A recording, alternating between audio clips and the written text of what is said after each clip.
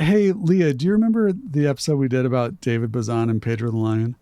How could I forget? That was such a fun episode. I loved it. It had this little section in the middle about the Seattle Christian punk scene. Do you remember that? Oh, yes. Unforgettable. I had always kind of marked that and thought there's so much more to talk about here. Right. And I would love to do another episode about that world at some point. I mean, there's so many factors, right? I love it. Yeah. So especially musically, there's so many characters and kind of surprising figures that come from that. There's Tooth and Nail Records. Mm-hmm. There's Mars Hill Church happening in Seattle. Mm-hmm.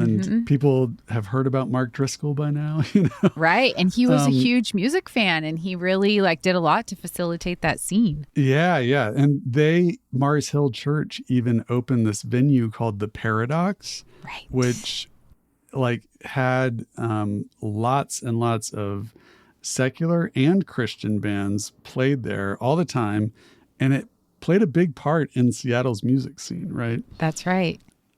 Well, I always wanted to do that episode. We couldn't fit it in season 2, but imagine my delight when I found the podcast called Let the Kids Dance from KUOW, the public radio station in Seattle. That is so cool. So they did an episode on this exact topic, talked to a lot of the people we would want to talk to. And so we've made special arrangement to bring you that episode here in our Rock That Doesn't Roll feed. So the show is called Let the Kids Dance. It's a 7-part series, and this is episode 5 out of 7. But this is the one that talks about the paradox. You're from the Pacific Northwest. I don't know if you knew about Seattle's weird law that was in place. Do you know about this? No, I didn't. And I wouldn't probably, because I was not cool enough to know about things like this. But definitely proceed. Seattle had a law in place called the Teen Dance Ordinance. And it was a local law that made it illegal for young people to attend concerts for nearly 2 decades. So it was almost impossible to put on all ages shows at the height of Nirvana, Pearl Jam, and all this incredible music that was happening in Seattle when it became a mecca to the rest of the country. I'm just nerdy enough to start singing, "Been working so hard." This is a Footloose. This is Footloose. Yes, I love it. It's Footloose. It is. Totally I is. love it. So in this episode, you'll hear about the paradox, and then you'll also hear about another venue that existed in the 90s and used a loophole in the law to host all ages shows. Congratulations to KUOW Public Radio in Seattle. We are just a little bit jealous that you beat us to it, and we're so excited that it exists. And if you enjoy this episode, you can hear the entire series at Let the Kids Dance wherever you get your podcasts.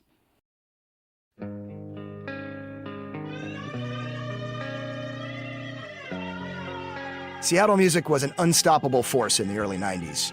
Its influence colored every aspect of pop culture, from television and film to literature and fashion. In my eyes. Albums by Seattle bands sold in the millions.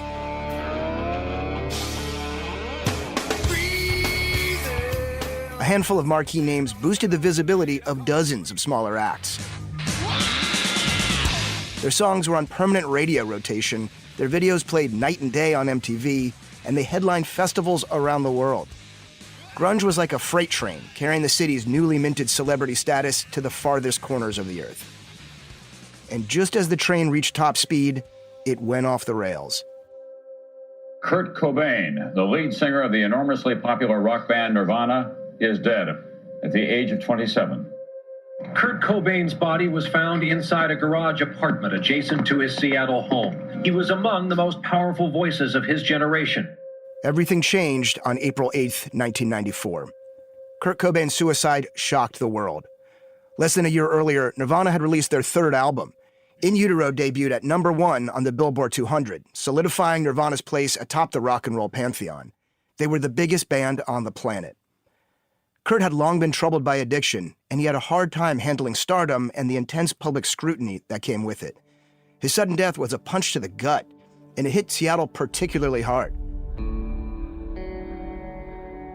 2 days later, more than 10,000 fans came together for a spontaneous gathering at Seattle Center.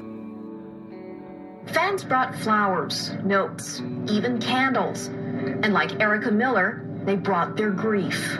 His music meant so much. It touched so many people's hearts that it's really difficult. When I heard the news, it felt like I lost one of my best friends. Really did.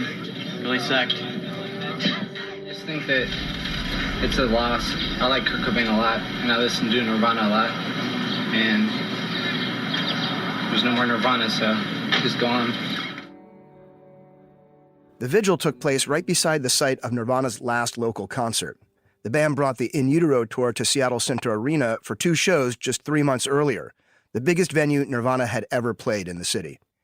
Big enough that it could afford the expensive security and insurance required to allow under 18-year-olds to see the band alongside anyone over 18, which was a rare opportunity.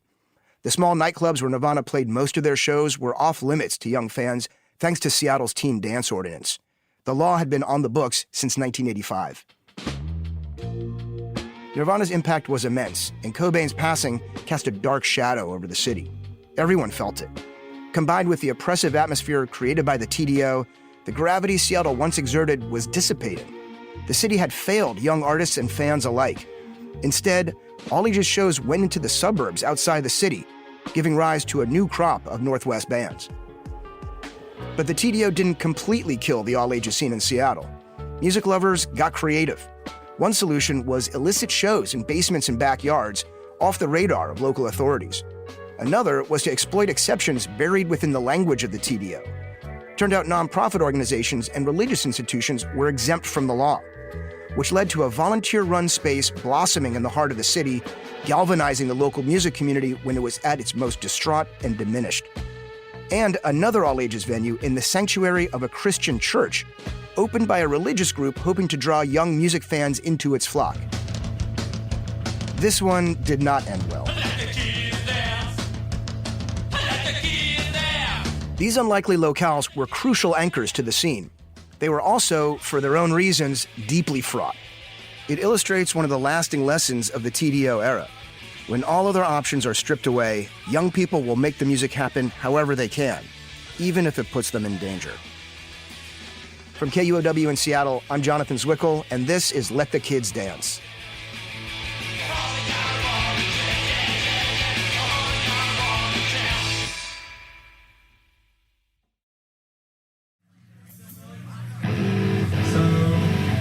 I don't have a voice. I gotta pee. Everyone's ready to go.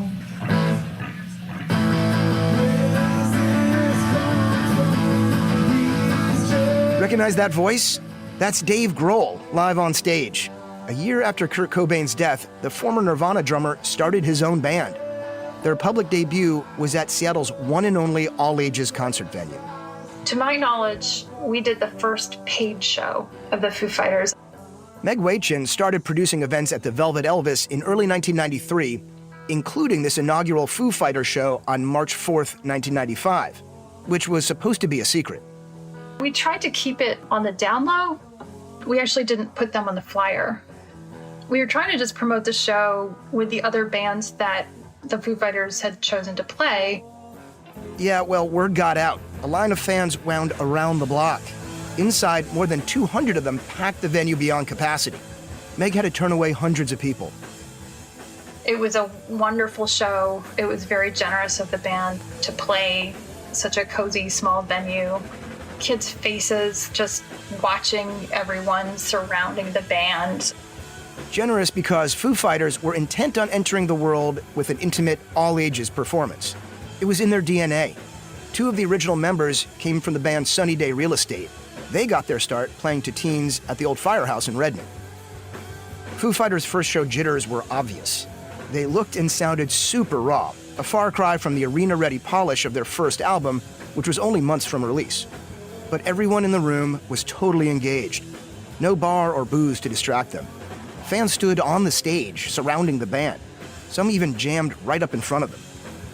People were just enthralled being so close. It was a really cool thing that they did. It was like a real honor to host them.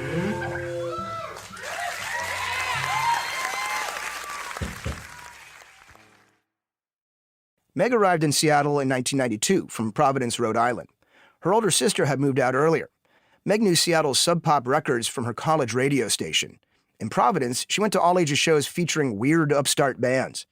Given all the incredible music Seattle had spawned in the last few years, surely it would offer a killer music community too. But it was bifurcated. It was definitely sort of split between 21 plus, which it just seems silly. I mean, if you're in a band, how do you get bigger and better? It just didn't seem like there was a space for that or a way for that to happen. The scrappy scene Meg was searching for had been driven underground by the teen dance ordinance.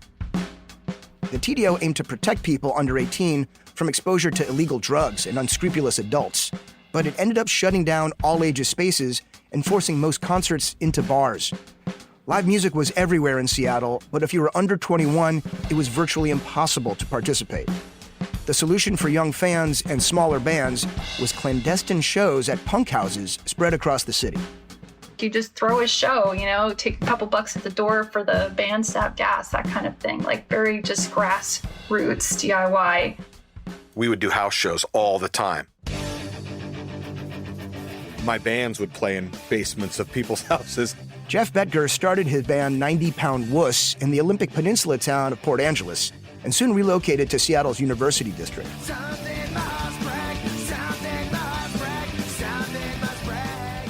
The neighborhood was home to some legendary band houses in the 80s and 90s, and Jeff's was one of them, Hiawatha House.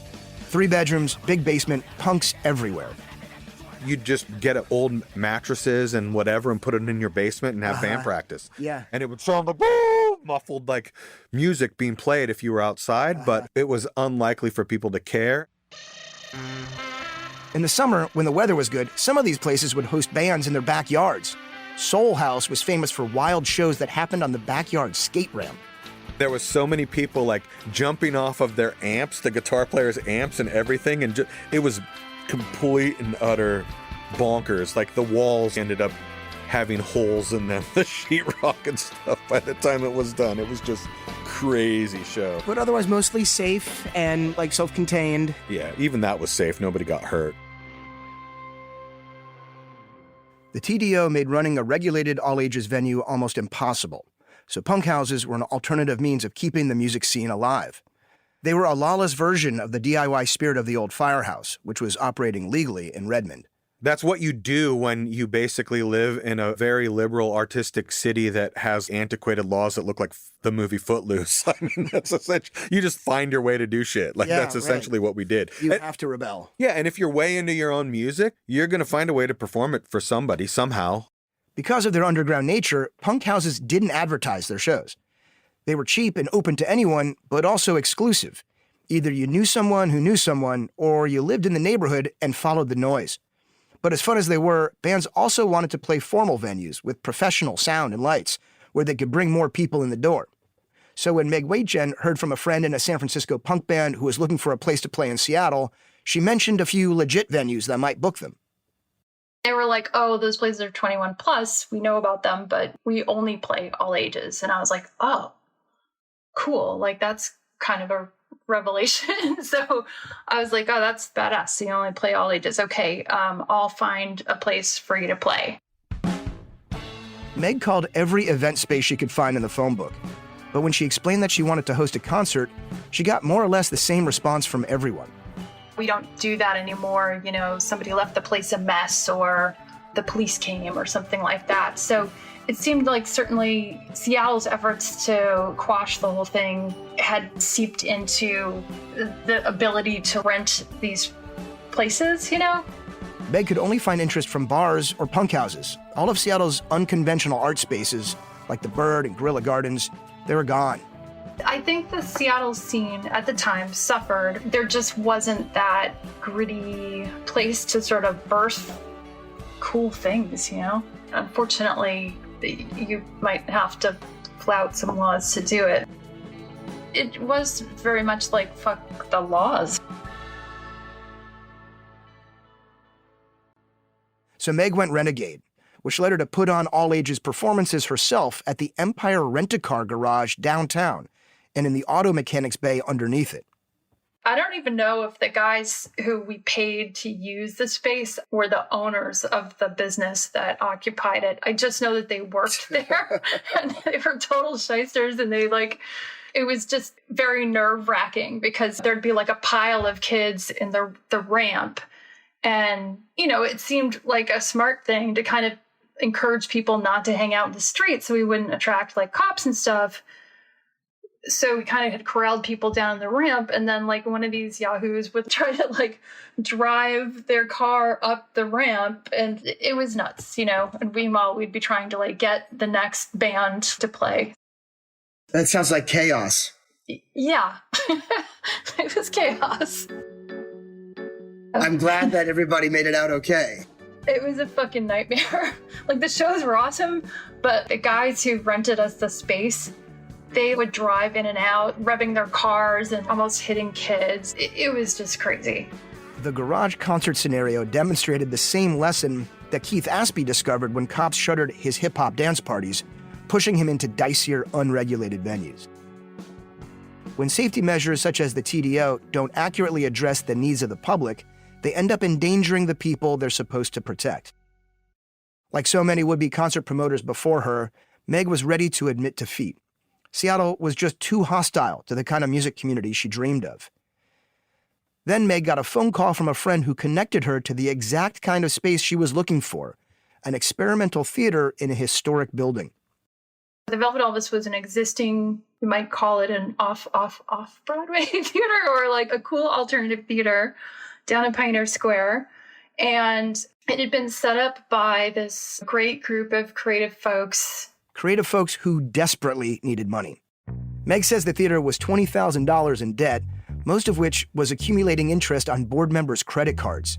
So they offered the use of the theater during dark weeknights and during the day on weekends. They rented it as like an empty black box.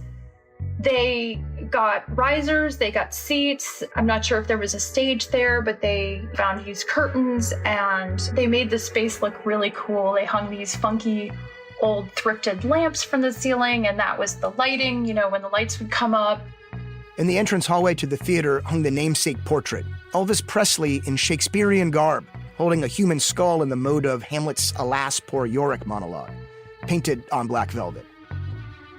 Meg loved the off-Broadway vibe of the theater, but what really turned her on about the Velvet Elvis was its nonprofit status. If you were a nonprofit, you were exempt from the Teen Dance Ordinance, and the Velvet Elvis was a nonprofit. Falling under their nonprofit and umbrella allowed us to do events without the threat from the Teen Dance Ordinance shutting down shows. We were hassled in other ways, but at least the Teen Dance Ordinance we were exempt from. It was the green light she'd been waiting for. My chief concern was definitely to do my best to provide a safe space for kids, because growing up can be so alienating, especially if you're questioning anything from gender to sexuality to your existence on the planet. So to have a space where you can go and be yourself, that was something that was really important to me to promote and preserve. And I certainly got a fair amount of shit from it. The venue split all door proceeds with the bands 50-50. Profits would go right back into the theater. To keep costs low, concert staff was made up of volunteers, mostly teens and college students. A tenuous business model, to be sure.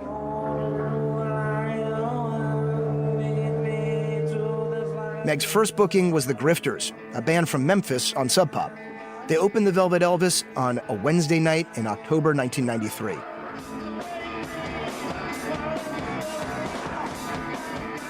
I just remember it being very exciting that things were happening in what felt like a sort of safe space, that the show felt real.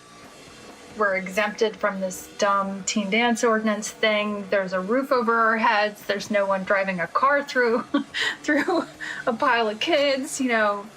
They were not super well attended, those early shows. Running an all-ages venue in the TDO era was risky, legally and financially. But it was working. Attendance picked up. The shows were excellent.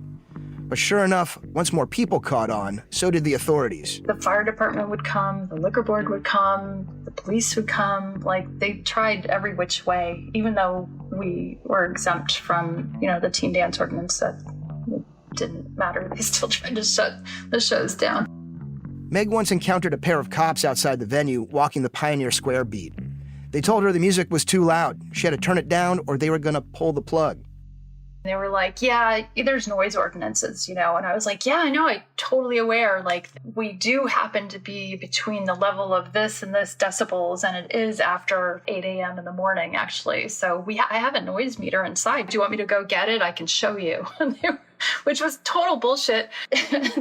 and they just lost interest and just kind of walked off. Why do you think that is? I think adults might be afraid of what kids are capable of. But, but to me, I just saw it as squashing creativity. It really did seem almost coordinated, just the number of, I'll use the word attacks, that we had to sort of creatively and intelligently fend off.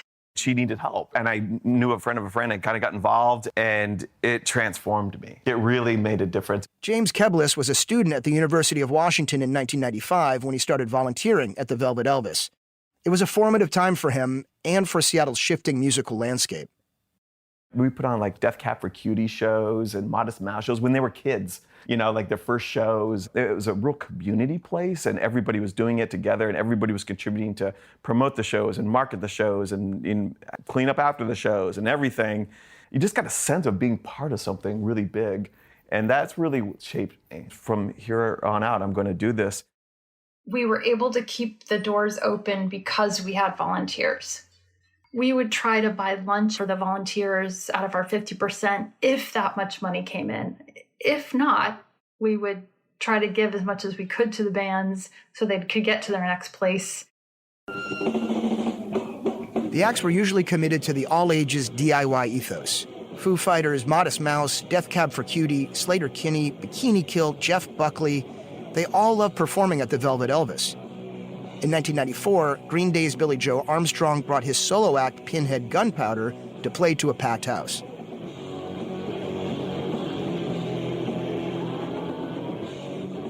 Rocky Vodolato is a veteran singer-songwriter in Seattle. As a teenager, he was voracious about live music, but his options were extremely limited. So either it happened at the Velvet Elvis and you were able to see it, or you couldn't go. Or I couldn't go.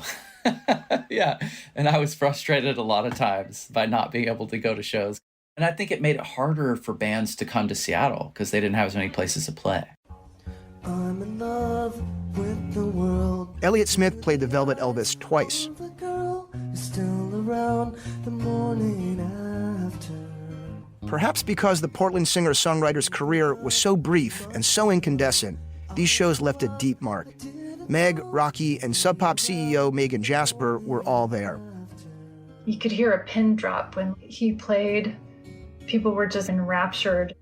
We all sat on the floor, and he just had a chair in the middle, because literally there was only 15 people there, maybe 20. And it was just mind-blowing. Songs were perfect. He was perfect. The space was fucking rad. It was everything to me. And seeing him play and do those songs live in Pioneer Square was one of the greatest music memories I have. To be that close to an artist, it is a more intimate experience. You're right there with them. You're feet away from them. There's something just so magical about that. But as a young person in that room, to have that space to connect with other people and to be a part of it and to grow up with these folks that you do have shared values with, that's fucking cool. In the pop music world, quiet, intimate performances are exceedingly rare. But I can tell you from experience that they happen at all ages venues. Young crowds generate a particular kind of reverential energy. Artists feel it, and they radiate it back. The Velvet Elvis hosted thousands of bands over its 6-year run. During that time, it was Seattle's sole concert space dedicated to all ages music. It registered no violence or serious incidents. But even successful nonprofits are difficult to maintain. At a time when the music scene was demonized by politicians and civic leaders, institutional support for a rock venue was poor. Meg's policy of splitting door profits with bands was equitable, but it was barely profitable. We did not break even until the month before we closed, which felt really satisfying, but also really sad. But, we charged only $5 ever, I think, until the last 2 shows, and it was hand to mouth. June 26, 1999 was Velvet Elvis's last show. The Melvins headlined. I was crushed at not being able to continue to provide a space for people to go and for art to happen. But days after we closed, this venue called The Paradox that was opening up. It was like an old theater on the Avenue District, and it was used as a church. I think it was by the Mars Hill sect, which, if you're not familiar with that, you might have to Google that, Jonathan, but some not great stories. Coming up after the break, that venue inside a church saves all ages music, but the secrets it holds threaten the entire scene.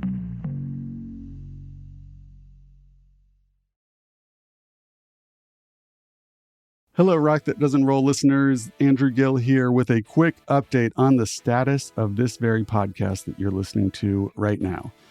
Are they even still making new shows, you might ask yourself? Well, the answer is yes. Leah and I have been working on new episodes since January, but it is a little different now. Our PRX Templeton Foundation grant is done, so we are making the show independently, which means the only funding for our work comes from you, the listeners. But we do need more support than we currently have. We both have families, we both have kids, we both have other jobs, and so the time we have to dedicate to this project is quite scarce. Support from listeners like you makes it a justifiable investment of our time. You can do that at patreon.com/RTDR. You can find a link in the show notes there as well. If you can afford it, buy us 1 cup of coffee a month. If you can't afford it, keep listening. That is totally fine. Please tell a friend about it, though, because we also need to get a bigger listener base in order to attract advertisers. If you would like to advertise on the show, email us rtdrpod@gmail.com, and we can work that out. That would be wonderful.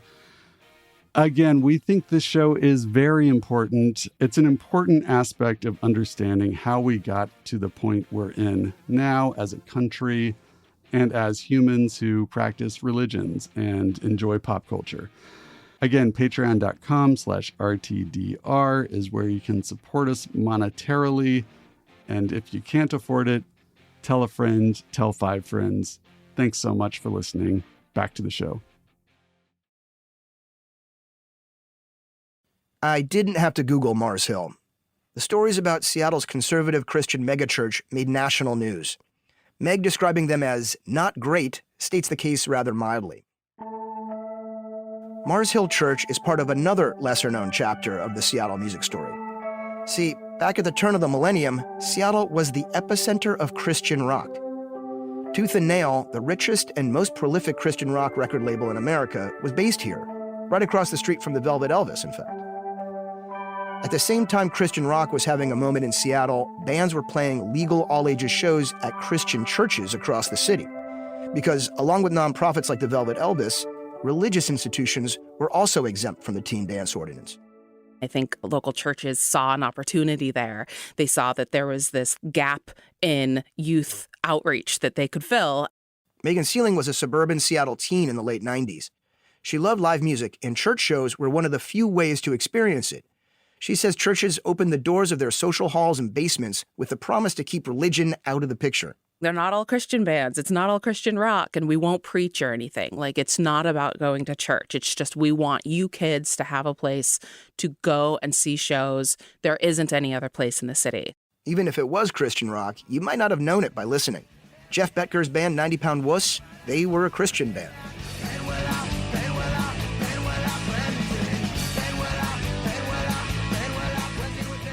I always grew up on the edge as far as like independent evangelical Christianity and punk rock. And they were signed to Tooth and Nail. The owner of Tooth and Nail Records was a genius to expose kids to this countercultural music.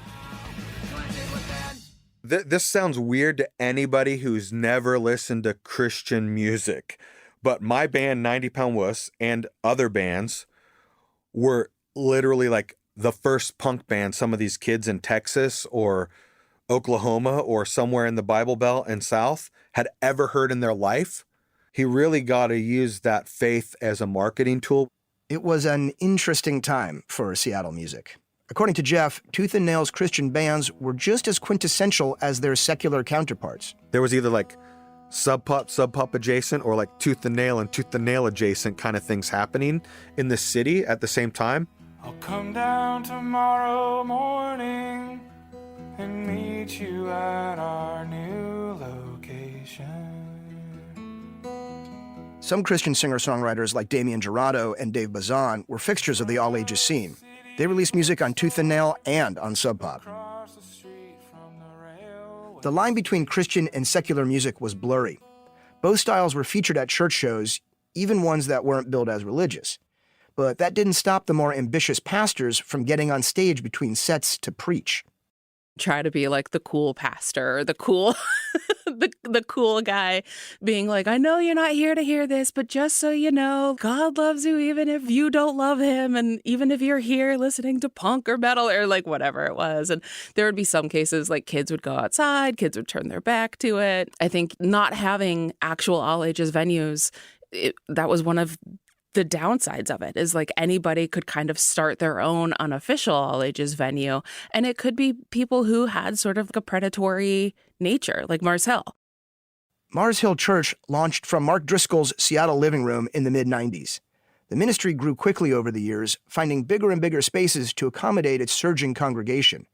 It sold itself as the church for people who don't go to church, with the young, spiky-haired, guitar-playing Driscoll as the punk rock pastor. You can hear what they're going for in this 2003 promotional video. From punk to grunge to indie rock, the Seattle sound is unmistakable. From the beginning, Mars Hill has incorporated Seattle's many musical styles into its worship. Driscoll's cool Christian messaging found an audience, even in a city with a long-standing skepticism of organized religion. Music, we believe, is something that was created by God. In fact, there's an Old Testament book that speaks about God as a musician and a songwriter. We believe that one of the reasons that people love music is because God is a creator. He has made us to be creative. And so for us, music is a very sacred thing. The Paradox opened in the University District in 1999, right in time to fill the void left by the death of the Velvet Elvis. The fact that it was owned and operated by Mars Hill was more of a curiosity than a barrier to entry. They'd throw hardcore shows on Saturday night, then host worship services on Sunday morning in the exact same space. I felt like, well, this is great. This is the Church of Immaculate Loophole. And the reason why it happened was because of the teen dance ordinance, because they already had the insurance for a gathering as a religious nonprofit. Jeff went to Mars Hill Church services in between tours with 90 Pound Wuss. Driscoll asked him to play bass in the church worship band, and Jeff brought his connections in the music scene to book bands at the Paradox. Christian or secular, it didn't matter much to Jeff. He was just glad to have a space to showcase the music he loved. This church let me do all this shit there that I was already a part of and going to, and I was a part of the scene. Look, in hindsight, I think I was definitely like, how could you say it? They were seeking me out, and they definitely used me for my clout and ability, and they had other ideas that I wasn't aware of. Nobody was aware of Driscoll's other ideas at first. I mean, Mark Driscoll's whole appeal at the beginning was that he's like not a regular pastor, he's a cool pastor. He would swear and like, wow, isn't this edgy? Having rock shows at the church fit in with that narrative. Alicia Blake started going to shows at the Paradox when she moved to Seattle from the suburbs. She wasn't religious, but the connection to Mars Hill didn't bother her because the Paradox itself wasn't obviously churchy. It was a filthy old rundown theater. Some of the seats were left, some of them were functioning. If it was a room full of kids, it was stinky and sweaty, but just, felt kind of electric. That electricity was the feeling of all ages community. Tons of bands touring through Seattle played the Paradox. Most were secular, some Christian. And there's just so many bands that I saw while I was working there. Then I watched them play to 10 people, and it was one of the best shows I think I've ever seen, Like Jeff, Alicia wanted to be a part of it.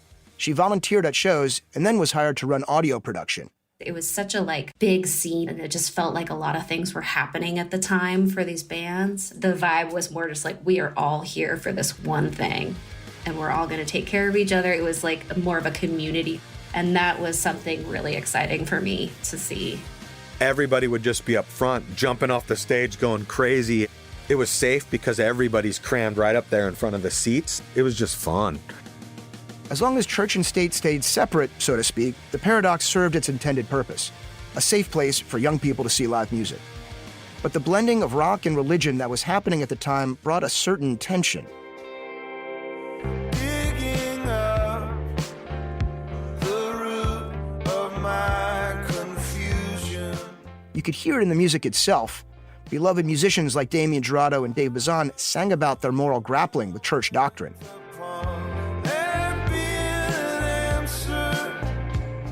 And you could see it at the Paradox, because little by little, the boundary broke down, and it wasn't by accident. The kids that were involved with the Paradox that also attended Mars Hill were pretty tight-lipped about what was happening there, or what kind of church they were. I'm a loyal person, and so I got sucked in pretty early on because Driscoll was approachable, and I liked the way that he was hyperbolic at the time, with some of his ideas. That's obviously a punk rock thing, hyperbole and a lot of caustic confrontation and whatever else. Early on, they weren't as sort of neo-fascist Christian right kind of things at all. Driscoll's sermonizing was taking a harsher tone. He was unashamed about inserting himself in people's personal lives. Jeff remembers one night Driscoll called a meeting for young single men where he hammered on the issue of men's rights in traditional gender roles. He hands us a couple of rocks when we come in. Everybody gets 2 rocks. They're basically representation of your balls, right? Later, it's very clear that it wasn't so much hyperbolic, and it was very misogynistic. The way Jeff explains it, this whole bit was Driscoll calling out their weakness for not marrying young and starting families. Real men provide for their women. Wives stay at home and raise the kids. The rocks were his not-so-subtle object lesson. Man up. Word was spreading about Driscoll's bullying tactics and crass sermons. America, he said, was a pussified nation, brimming with femans and male lesbians. He referred to women as penis homes. Their role was to serve their husbands. Gay people were welcome in theory, but they could not become church members. To become a Mars Hill member, would-be worshipers had to verbally agree to the authority of Driscoll and church leadership. In other words, Driscoll expected his congregation to completely submit to his views. He even rewrote the Mars Hill bylaws to further reinforce his own power. Despite the creepy overtones, Mars Hill was becoming immensely popular. Looking back, it's hard to explain. Seattle is historically one of the least religious cities in America, but dressing up conservative Christian values in rock and roll rebellion struck a nerve. It seems like the novelty was enough to draw in curious congregants, and maybe the community they found was enough to keep them coming back. After 4 years headquartered in the University District, 4 years of exponential growth, Mars Hill opened a brand new facility in Ballard.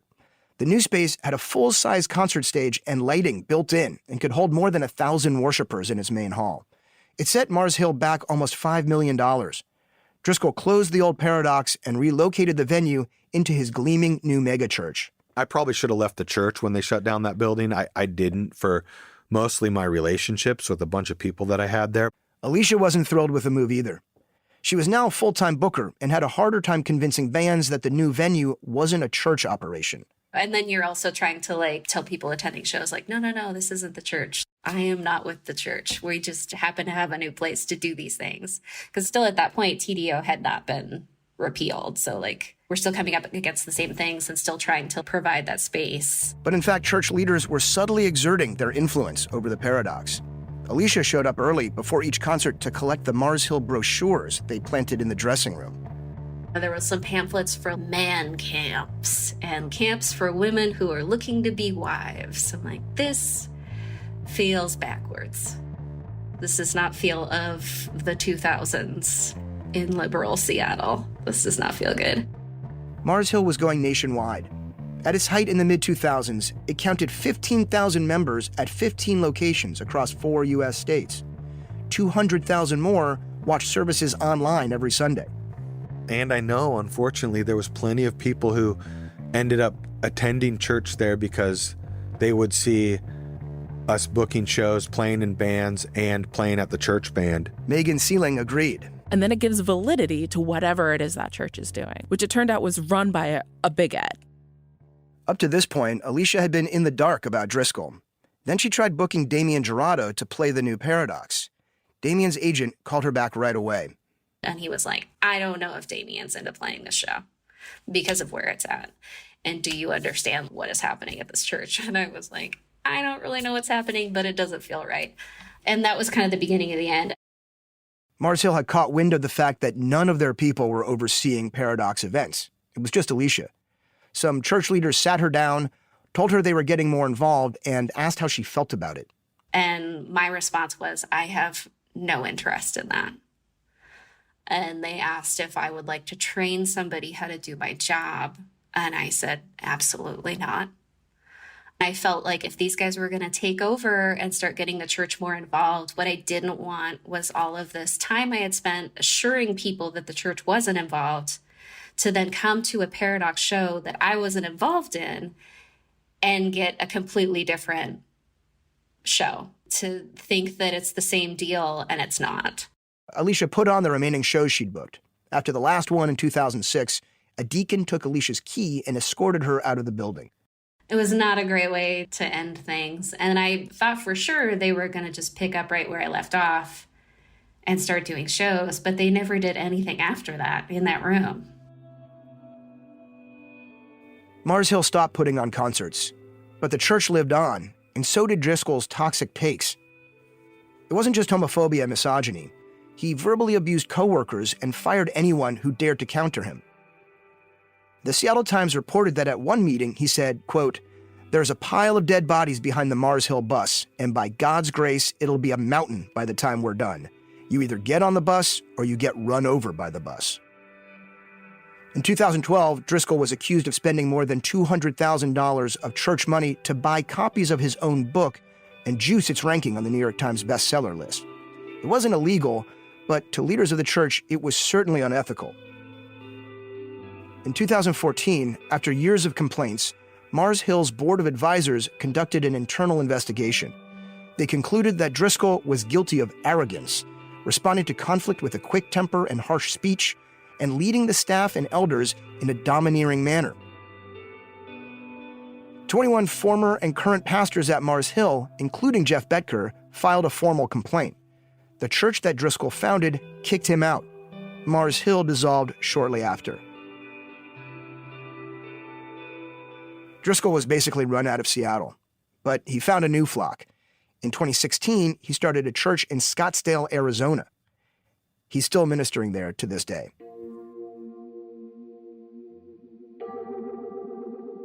Jeff's feelings about his time at Mars Hill are complicated.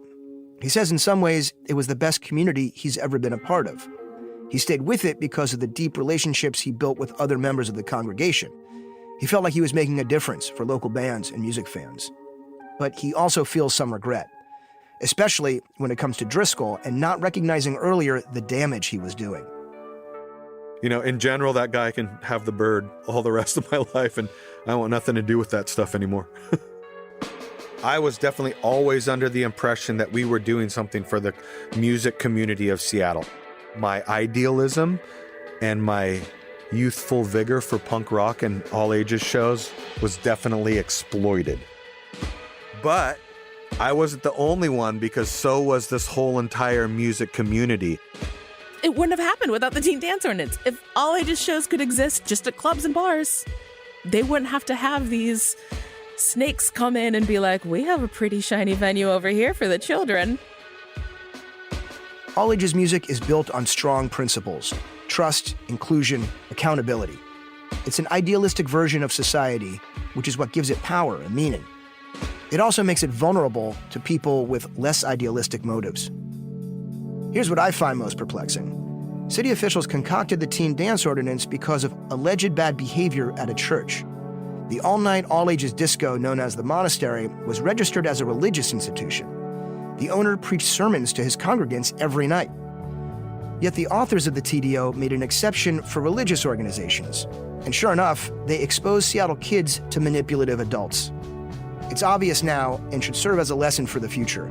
Laws based on fear rather than fact are bound to fail. Despite the demise of the Velvet Elvis and the Paradox, Seattle's all-ages music community was gaining momentum. Finally, they had a plan to eliminate the TDO for good. Why is it that we allow this law to be in place since 1985? How do you feel about the fact that this law is in existence on the books in the city of Seattle? Taking the fight straight to City Hall, next time on Let the Kids Dance.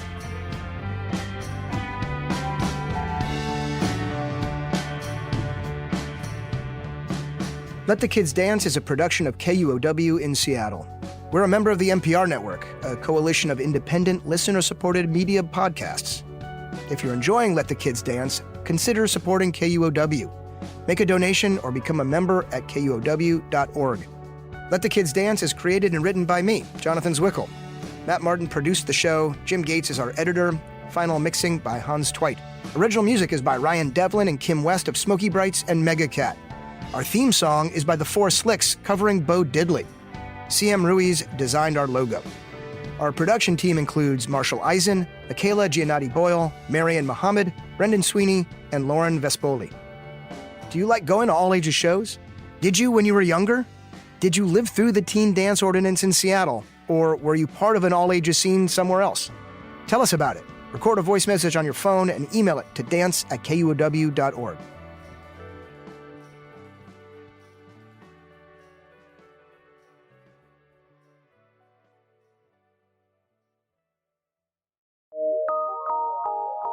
From PRX.